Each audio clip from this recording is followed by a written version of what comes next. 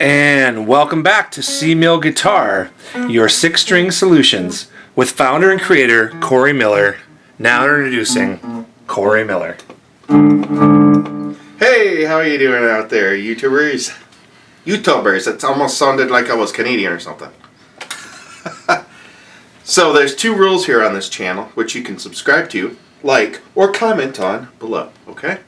Two rules. One, wash the orange off your hands after eating Cheetos and before you play guitar. And rule number two is play guitar, okay? So those are our two rules we're going with today. This is kind of a little bit different track than we were on in the previous episodes. So we've been looking at the pentatonic scales, okay? We're going to take a little bit of a break from that.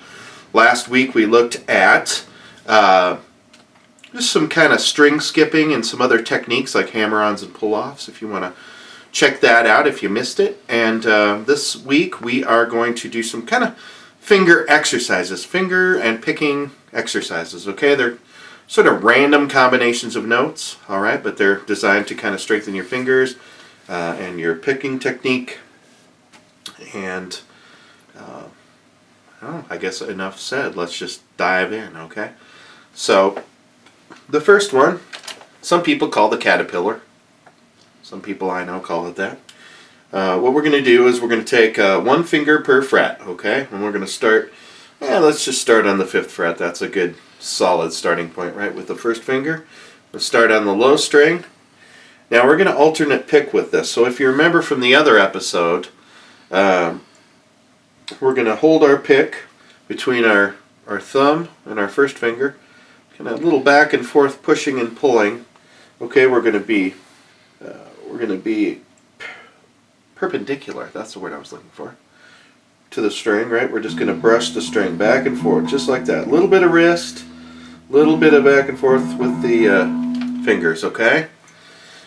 So we are going to do fingers 1, 2, 3, 4, like that, up the frets, okay? So we will go down, up, okay? Then we're going to move to the next string, and we're going to do the same thing. Down, up. Next string, same thing. Okay, you get the idea. Now here's the challenge of that, okay? We are trying to get really good left hand technique, okay? So what we're going to do to develop that is we are going to, here, I'm going to check this out, alright? Check out my thumb behind the neck, okay? Look at how my fingers are curved and arched, okay? Can you see that? So we're going to try and go for the fingertips, alright? So here's how this works, okay? That was a massive, like, real-time edit right there. Okay, so here you go. 1, 2, 3, 4. Alright? Now we're going to leave the fingers. We are not going to move to the next string until we need them. Okay, that makes it a little more challenging, doesn't it?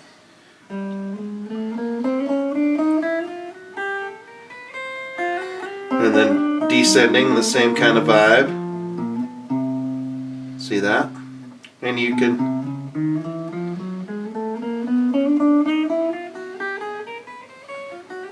the trick is to just relax your hand too.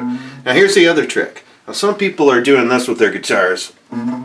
Look at how my wrist is just cranked like that. I've got to really crank my wrist. Now watch what happens when I bring the guitar neck up. Look at how much easier that is. So we got this, okay, or we've got this here. See how nice that is? Alright, so you always want to try and keep your guitar neck kind of going across your body. Now you don't have to, wear it up by your neck or anything like that. You can kind of split the difference from down at your knees to up by your throat, right? So, but here's the other thing that's interesting. At least to me, maybe not to you, but I'm going to say it anyway because darn it, it's a free country. I like to set my guitar strap where my guitar sits in the same spot whether I'm sitting as I am now or whether I'm standing. So you see how my guitar, the position of my guitar is the same whether I'm standing as I am now or sitting down. See that? So we're going to try and develop some consistency with our technique. That's really what makes good technique, is consistency. Okay? So there's one exercise, and you can feel free to start higher on the fretboard where your fingers are closer together, if that's easier to do, okay? Because the frets are closer together, now you're going to stretch your fingers apart a little more down this way.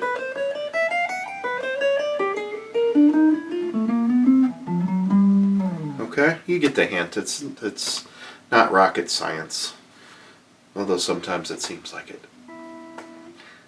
Anyway, let's do another one. So here's another interesting one that I like to warm up with when I'm, right before I'm playing a gig and need to figure out how to play the guitar again.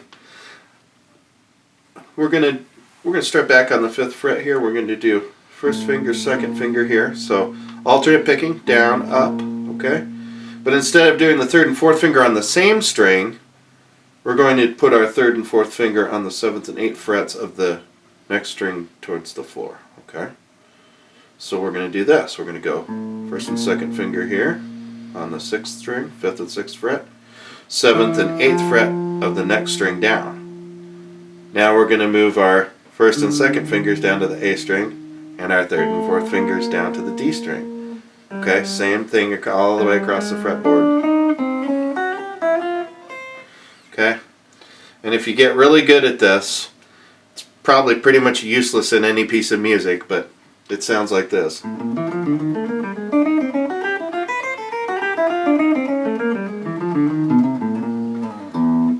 Okay? Just an interesting warm-up, you're kind of crossing strings now with your fingers. And then reverse when you get up to the top string, okay? Now we're ending with our 3rd and 4th fingers on that high E. Now we're going to start again on that high E with our 1st and 2nd. Then 3rd and 4th on the next string, okay? So this is also useful in kind of getting you used to that 1 finger per fret rule. I don't know if you've ever heard about that, but generally what that means is we're playing in a standard position scale within a 4 fret span on our guitar, okay? So from 5th fret, 6th, 7th, 8th fret, okay? Right here, that's what our fingers are covering, okay? So that kind of gets us used to playing in those areas as well. And you can move that up, you can...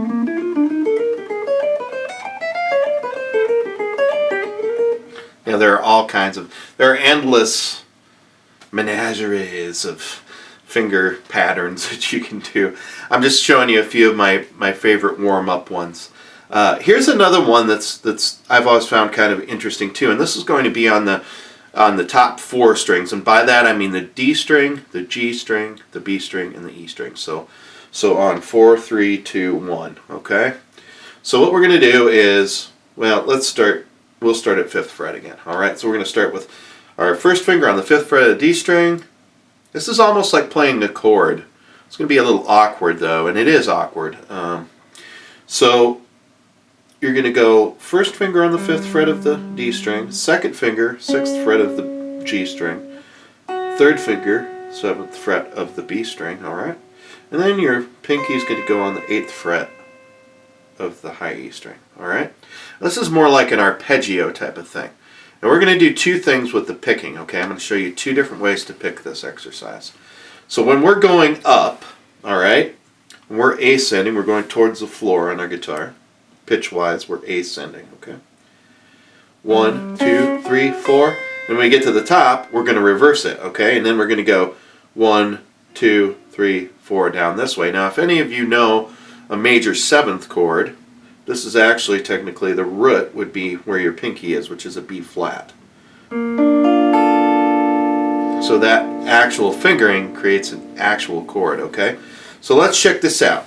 We're going to check out just how this sounds, and then what we're going to do is we're going to spend a little more time with this in the next episode, okay? I want you guys to really just understand this and get this under your fingers, because this is a little more advanced, I think. So we just play it for you quick.